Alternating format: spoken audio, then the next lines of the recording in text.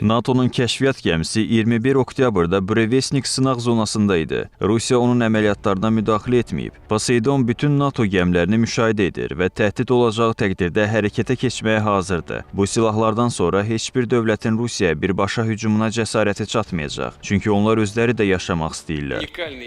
Bu fikirləri Vladimir Putin Burevestnik raketi və Poseidon aparatının yaradıcılarının təltif etmə mərasimində çıxışı zamanı deyib. Nüvə qurğusu ilə yeni nəsil qanadlı raketlərin inkişafının başladığını elan edən Vladimir Putin onların səs sürətindən 3 dəfə çox olacağını və gələcəkdə hətta hipersəsli ola biləcəyini deyib. Rusiya lideri nüvə başlığı daşıya bilən sözügedən silahların ölkə və bütün 21-ci əsr üçün tarixi əhəmiyyətə sahib olduğunu vurğulayıb. Putin Rusiya müdafiə texnologiyalarının vəziyyətini yüksək qiymətləndirərək Burevestnik uçuş məsafəsinə görə dünyada bütün raket sistemlərini üstələdiyini bildirib. Burevestnik uçuş məsafəsinə görə dünyadakı bütün raket sistemlərini geridə qoyub. Yüksək dəqiqliklə hədəfi vurması onu hesablanan vaxtda hədəfə çatdırır.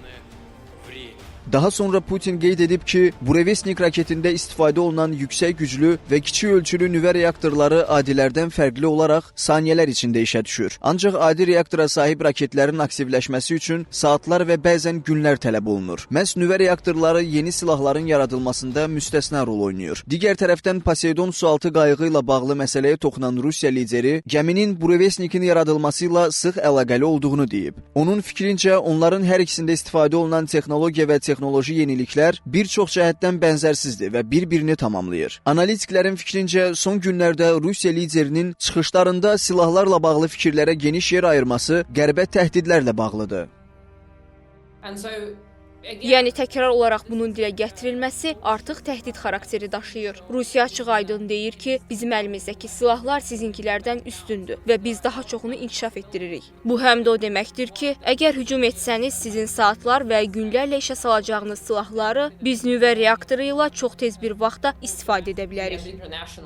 Putin həmçinin Rusiyanın nüvə başlığı daşıya bilən başqa bir raketinin Oreshnikin kütləvi istehsalına başlandığını elan edib. Xatırladaq ki, 2024-cü ilin noyabrında Ukraynanın Dnepr bölgəsinə hücum zamanı sözügedən raketdən istifadə olunub. Ekspertlərin fikrincə, Rusiyanın nüvə başlıqlı raketlərlə bağlı son addımları, onların kütləvi istehsalına başlanılması Birləşmiş Ştatlar və müttəfiqləri üçün getdikcə daha çox təhlükə yaradır.